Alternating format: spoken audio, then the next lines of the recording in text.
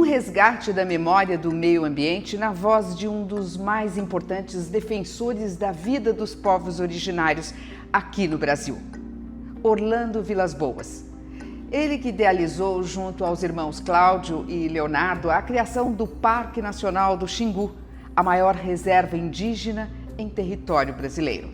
Orlando Vilas-Boas morreu no ano de 2002, mas em um daqueles movimentos efetivos da vida, o médico Drauzio Varela decidiu entrevistá-lo por conta de um projeto de pesquisa de plantas na Amazônia que a Unip, a Universidade Paulista, realiza há mais de 30 anos. Foram muitas horas de conversas que aconteceram exatamente 2 anos antes de Orlando Vilas-Boas nos deixar. Por se tratar de um material valioso do ponto de vista da natureza, pelo olhar de um sertanista, vamos reprisar essa série de 6 programas gravados na Amazônia. O primeiro tema trata do início da expedição Roncador Xingu, uma marcha para o interior dos estados de Goiás, Mato Grosso e Pará, no ano de 1943. Este é um programa da Unip, a Universidade Paulista. E como vocês veem, o programa que hoje tem um cenário diferente. Nós estamos aqui no Rio Negro, na boca do Rio Jaú, onde o Rio Jaú desemboca no Rio Negro. Esta locação aqui faz parte de um projeto da Unip chamado Escola da Natureza. A Escola da Natureza é este barco. Nós periodicamente colhemos plantas para estudos científicos aqui na floresta amazônica. E a entrevista do programa de hoje é com um dos maiores sertanistas de todos os tempos no Brasil. Eu tenho muito orgulho de estar aqui ao lado do seu Orlando Vilas-Boas. O seu Orlando, um homem que percorreu o Brasil inteiro, fundou cidades, abriu pistas de pouso, é um grande herói nacional. E eu vou começar querendo saber onde foi que o seu Orlando nasceu.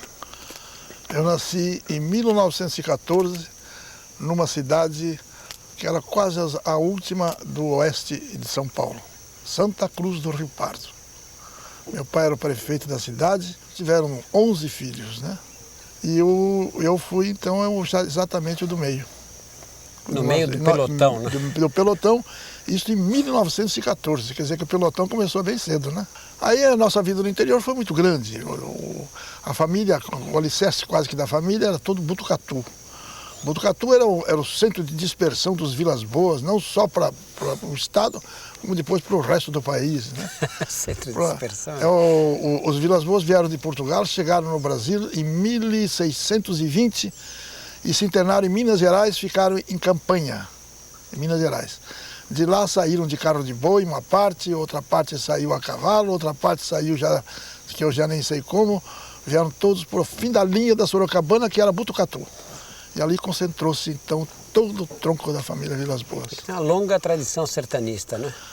Sim, porque era tudo saindo da periferia de São Paulo, o resto era sertão. E o senhor veio com quantos anos para São Paulo, senhor? Nós viemos para São Paulo em 1920.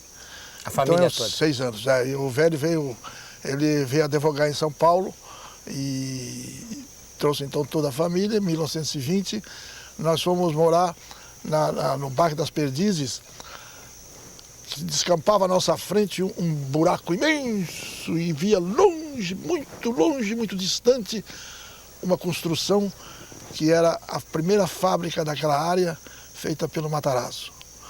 Bem em frente à nossa casa hoje tem o prédio da PUC, na rua Monte Alegre.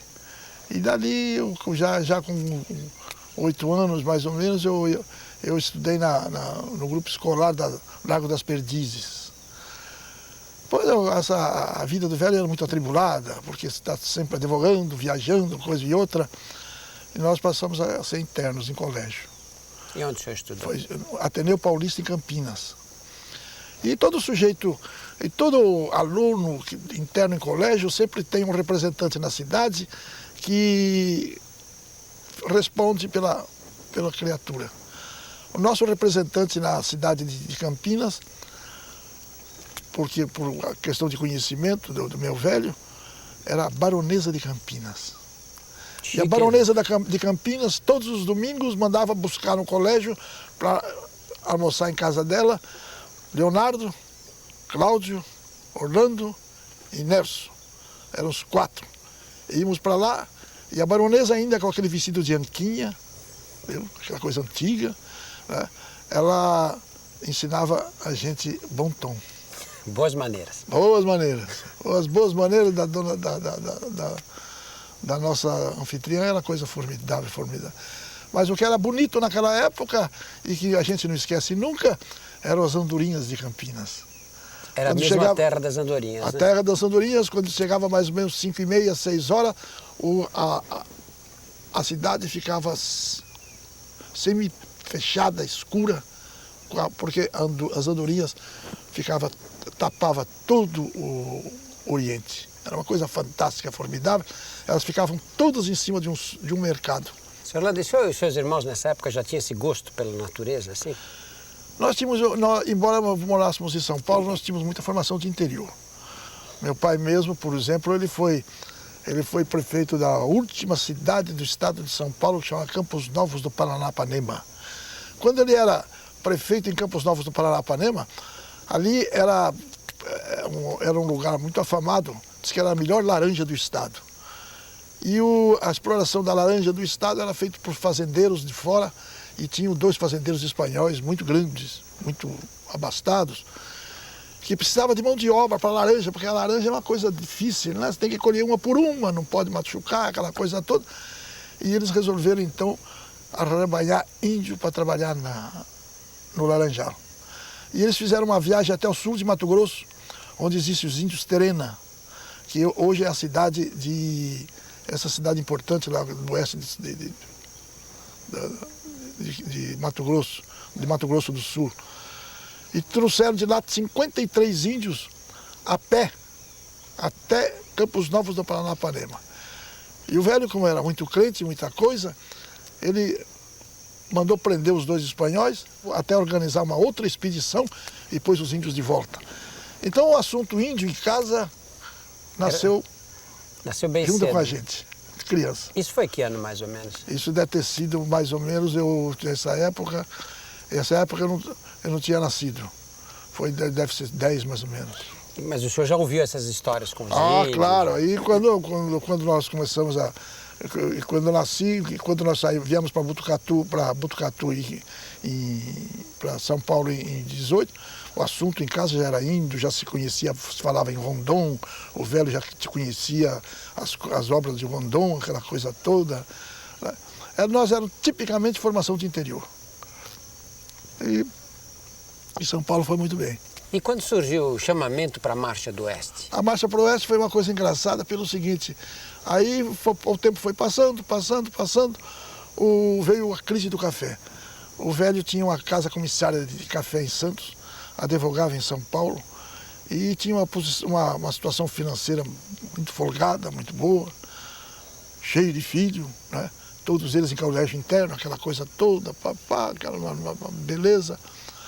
E um dia nós estávamos já no Colégio Paulista, era um colégio afamado que tinha em São Paulo, era do professor Rocha Campos. Por uma coincidência muito grande, eu estava no curso de admissão e no 4º ano, pouco adiante, estava Ulisses Guimarães. Tá vendo? Que eu quebrei o galho do Ulisses Guimarães terrivelmente, mais tarde. 30 anos depois eu quebrei o galho dele. Ele queria conversar com o Jânio e o Jânio não queria. E nós conhecemos. Aí nós estávamos. Nessa altura o velho já tinha estado em Assis, tinha fazenda em Cândido Mota, aquela coisa toda.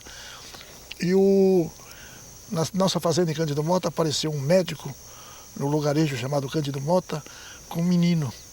Chegou lá, foram conhecer o velho, porque era quase que obrigação conhecer meu pai. Chegou lá, o velho disse assim, leva esse menino para conhecer a represa. Se ele não souber nadar, não deixa ele entrar na água. Então Cláudio e eu levamos esse menino, entramos lá, na lagoa, andamos um pouquinho de barco, aquela coisa toda. Passaram-se os anos.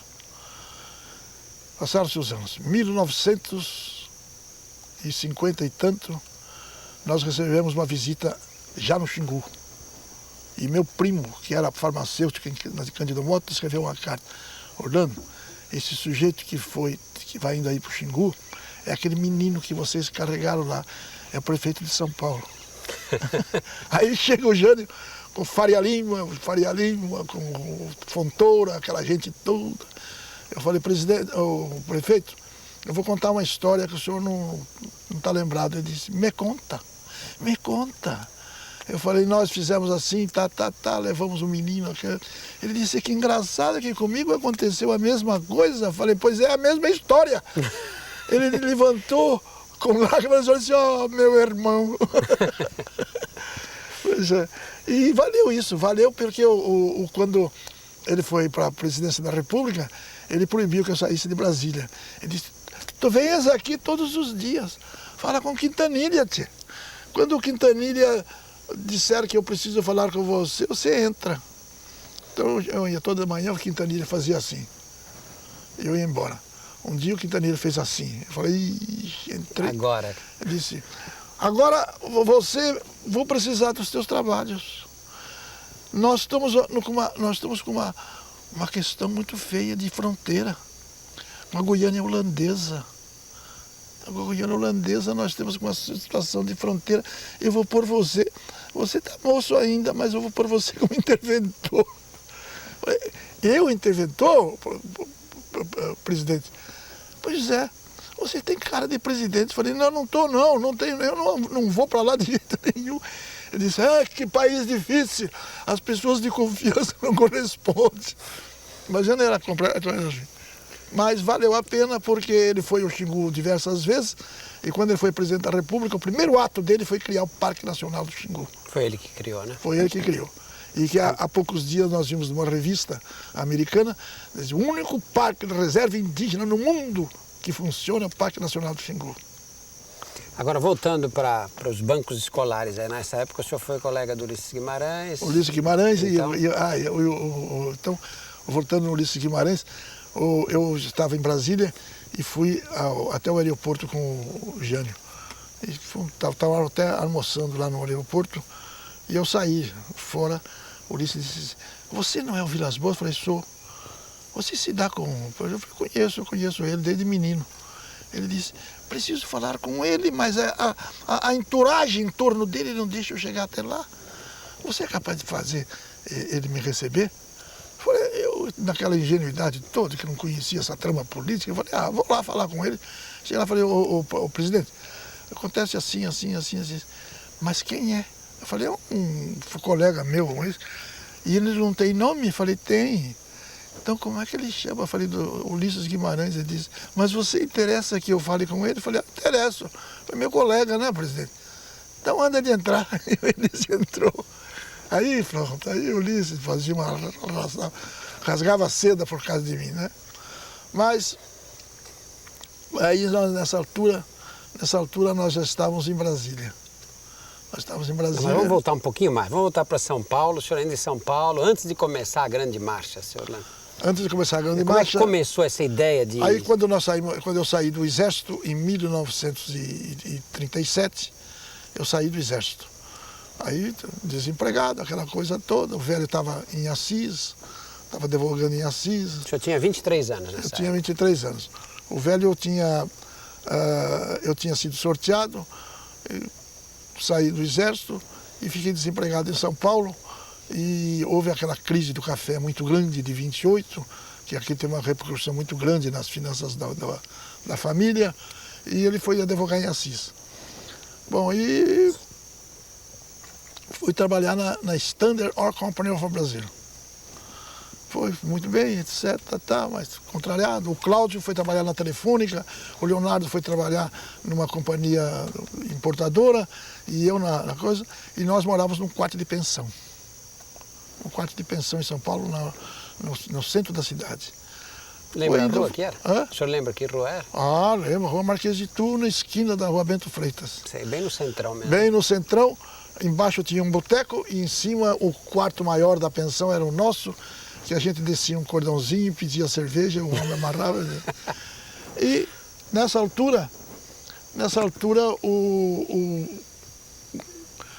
Cláudio, que era fanático pelo interior, comprou um mapa do Brasil muito grande e pôs no nosso quarto. E a gente viajava naquele mapa todas as tardinhas, Leonardo, eu e Cláudio viajávamos naquele mapa. E sentamos o plano de largar os empregos e ir para o interior. Mas não sabe fazer o que no interior? Só se fazer professor de campo, né? Professor no campo. Vamos ensinar, vamos até, já tínhamos lido alguma coisa do Rondon, já sabíamos do que é o Araguaia, aquela coisa toda. O Marechal Rondon já era famoso nessa época. Já era, só que ele não era marechal, ele era general naquela época. E aí foi indo, um dia o Getúlio fez uma declaração, aí já entrou o Getúlio. O Getúlio, presidente da República, era muito amigo do Pedro Ludovico, que havia fundado Goiânia. E era o governador de Goiás. O governador, ele fundou e... Então Getúlio foi até Goiânia. Aí o Pedro Ludovico, depois o próprio Getúlio que nos contou, ele disse, eu conheci o interior porque o Ludovico me insistiu, vamos conhecer aí a divisa do Brasil conhecido. Do rio Araguaia para lá é a pátria dos índios. E o Getúlio foi e voltou escandalizado. Voltou ao Rio de Janeiro escandalizado, mandou chamar o ministro João Alberto, que era da mobilização econômica no tempo da guerra, e disse, naquele sotaque gaúcho dele, João, o que tu fazes aqui, João? Brasil tem 45 milhões de habitantes, João, é tudo numa faixa litorânea, esse país é um país vazio. Vamos fazer uma coisa, vamos ligar Rio de Janeiro ao norte do país. Vamos fazer uma expedição, João. E o João Alberto, então, foi encarregado disso. E o Getúlio recomendou. Disse, tu levas para chefiar essa expedição o chefe da minha guarda pessoal. Era o coronel Flaviano de Matos Vanicki. Então o Getúlio disse, tu levas o chefe da minha guarda para chefiar a expedição, João? E o João, então, criou a expedição Roncador Xingu. Mas disse, presidente, não vamos... aliás, foi o presidente que deu esse nome. Ele disse, não, vamos fazer o seguinte, vamos mudar o nome disso, porque isso é um encargo muito grande para uma expedição. Vamos criar uma fundação, chamada Fundação Brasil Central. Faz o que tu quiser, João, só que eu quero que você faça a interiorização nesse país, João. Em que ano foi isso, senhor Neto? Foi em 1943. João Alberto, atendendo a recomendação do presidente, criou a Fundação Brasil Central, achando que o encargo de uma expedição era muito pesado para o trabalho que teria que ser feito. Feito isso, o Getúlio disse, João, nós estamos em guerra. Nós estamos em guerra, não podemos pesar o erário com mais essa despesa. Era a Segunda Guerra Mundial, né? Você faz o seguinte, dá um pulo com o meu chefe da guarda a São Paulo, aquele povo é mole para dar as coisas, João. E você arranca doações lá e faz o erário e faz assim o acervo da expedição, João. E então João Alberto veio para São Paulo, ficou no Hotel Esplanada, atrás do Teatro Municipal, hoje é desativado. E ali estavam os dois e os jornais tinham publicado que a expedição ia ser criada. Então eu fui até lá e conversei com o ministro João Alberto. João Alberto disse, esse negócio é com o coronel que está aí, ele está lá para dentro, daqui a pouquinho ele vem, tu falas com ele. O coronel chegou, falei, seu coronel, nós queríamos, eu e 2 irmãos queríamos participar dessa expedição. Não vou contratar ninguém, eu só vou contratar analfabeto, porque analfabeto tem mais resistência. Ele queria dizer que analfabeto tem mais resistência, porque ele disse, eu vou contratar só sertanejo, porque o sertanejo tem mais resistência e, claro, tinha mais um acesso mais fácil ao interior. Mas então ele já chamava logo de analfabeto. E São Paulo atendeu o apelo de João Alberto. Sinhá Junqueira deu 90 mil litros de álcool, a São Paulo Alpargatas deu 2.000 metros de lona para fazer barraca para os heróis, a Armo e a Swift doaram 30 mil galões de corned beef. A expedição passou a se chamar a Expedição dos Corned Beef. E não é umas latinhas de corned beef, não. Era 3 quilos, uma lata desse assim, meio cônica, terrível aquilo. E então nós tínhamos a expedição, durante muito tempo, o quebra-jejum era corned beef, o café era corned beef, o almoço era corned beef. Durante a tarde era corned beef, e à noite era corned beef. E era gostoso esse corned beef? Era terrível, a gente não podia nem ver a lata. Quando a gente sobrevivava, quando nós chegamos às margens do Rio das Mortes, que nós sobrevivamos a aldeia Chavante, a gente levava 10 latas de corned beef e jogava na aldeia. A expedição chegou à margem do Rio Araguaia. Nessa altura... Mas aí o senhor não estava na expedição ainda? Não estava. Como é que vocês se juntaram à expedição? Aí, como ele só ia contratar analfabeto, Cláudio, Leonardo e eu, Cláudio e Leonardo, foram para Goiás Velho. E lá de Goiás Velho, entrou em comunicação porque eu não conseguia sair da Standard. Porque era uma companhia estrangeira, e em tempo de guerra, uma companhia estrangeira não pode demitir funcionário. Eu era encarregado na Standard de medir os tanques para ver qual era o estoque de combustível que o presidente poder autorizar a venda. Se tinha só 2.000 litros, não podia vender. Tudo isso era época da Guerra Mundial. Época da guerra.